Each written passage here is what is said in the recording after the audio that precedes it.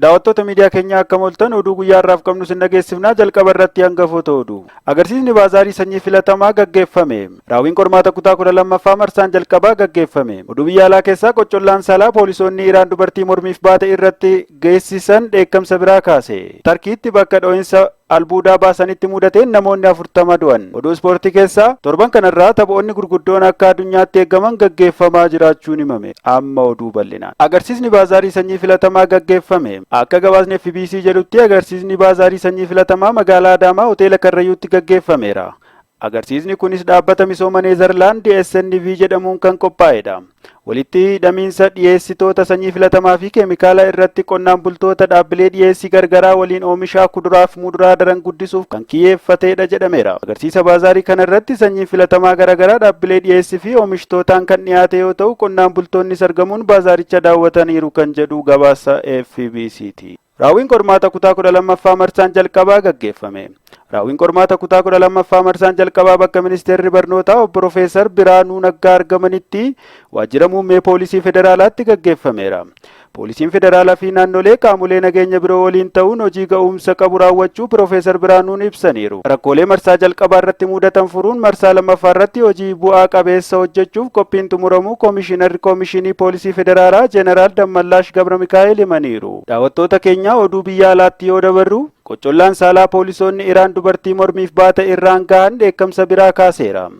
Iraanitti qoccollaan saalaa poolisoonni hokkora bittinsaa dubartii mormii dhageessisuuf baate tokko irratti raawwatan ergaa karaa viidiyootiin qoodameen booda uummata dheekkamsiiseera. Poolisoonni kunniinis osoo namoota mormii dhageessisuuf bahan qabaa jiranuu ture kan dubartittii irraan qoccollii saalaa gahan. Viidiyoon gocha poolisootaa agarsiisu kun erga miidiyaa hawaasaa irratti qoodameen booda hedduun dheekkamsa isaanii dhageessisaniiru. Hoogganaan poolisii aangorraa akka kaafamuu fi mormitoonni haqaa akka argatan gaafataniiru jechuudhaan kan gabaase BBCdha. Tarkiitti dho'insa bakka albuuda baasanitti mudateen namoonni 40 du'aaf saaxilamaniiru. Kaaba Tarkii ollaa Baartiin keessaa dho'insi bakka albuunni cilee bahutti qaqqabeen yoo xinnaate namoonni 40 du'uu odeeffanneerra. Dho'insicha bakka albuuda baafamu sanatti guyyaa jimaataa wayita qaqqabetti namoota 110 ta'anitu achi ture.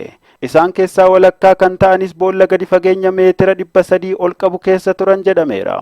Ministeerri fayyaa Tarkii Faahireet Koochaa namoonni 11 baafamuun wal'aansa argataa jiraachuu himaniiru. Gareewwan balaa tasaa namoota danqaman keessaa kan lubbuun hafe yoo jiraate baraaruuf halkan guutuu dhagaa qotaa bulan. Waraabbii viidiyoo hojjettoonni albuudaa dhaabbata Amaasraa kan qarqara gurraachatti argamu yoo achii ba'an gurraacha'anii garee dubartootaan dabalamuun mul'atu. Maatii fi hiriyoonni namoota hanga yoonaatti hin argamnes bakka albuunni bahutti yaaddoon guutamanii waa'ee fira isaanii dhaga'uuf eeggataa jiru. Dho'insichi boolla keessaa karaa meetira 300 ta'utti akka mudate amanama. Namoonni gara 49 ta'an gadi fageenya balaafamaa ta'e gara meetira 300 hanga 350 ta'u irratti hojjetaa turan jedha ministeerri dhimma biyya keessaa Suleemaan Soyiluun. Kanneen naannicha baasuun hin danda'amne isaan kanneen jedhan ministeer Soyiluun bakkichatti gaazexeessitootaatti akka himanitti sababi dho'insichaa ammayyuu addaan hin baafamne garuu qorattoonni naannichaa dhimmicha qorachuu eegalaniiru jechuudhaan kan gabaase BBCdha.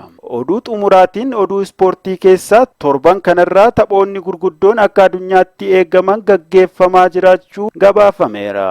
Maansiitiin qabxii tokko qofaan Arsenaaliin caalamee qabxii 23 sadarkaa lammaffaa qabatee jira.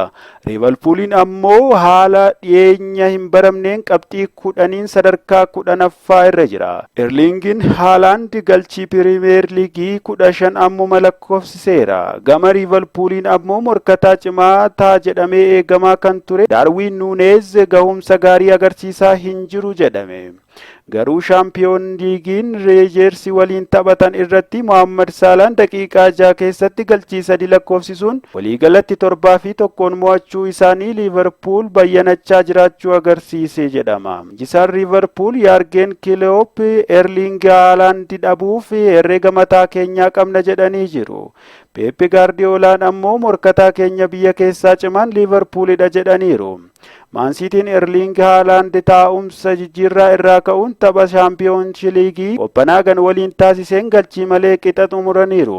Maansiitiin waancaa pirimeer liigii 5 darban keessaa 4 mo'ateera. Liverpool yeroo 2 qabxii 1 qofaan caalamuun waancicha dhabe. Ji'oota dura waancaa pirimeer liigii shaampiyoonshii liigii dorgomaa kan ture Liverpool amma gahumsa sanarra hin jiru. Kilooppi jijjiirraa taphattoota akka maansiititti dorgomuu hin dandeenyu garuu karaatti isaan waliin dorgomuu qabna jedhan. Tapha kanaaf Luis Diaz fi Alexander Arnold hin taphatani. Barceloonaan qabxii 22 qixa Real Madrid waliin taphachuun galchiin caalamee tokkoffaa irra jira.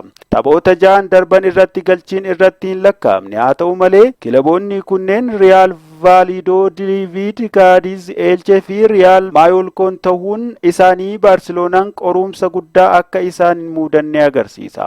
Haa ta'u malee yeroo Champions League irratti kilaboota gurguddoo waliin taphatuun mo'ameera. Kun Barceloonaan kilabii deebi'ee jabaachaa jiru ta'us ammayyuu kilaboota jajjaboo kanneen mo'achuu irra hin geenye jedha xiinxalli kubbaa miilaa Spain Baalakoon. Oduu keenya xumurreerra laayikii fi sabskiraayib gochuu hin dagatinaa. Qophiilee keenya kan biraa hordofaa. Galatoomaa.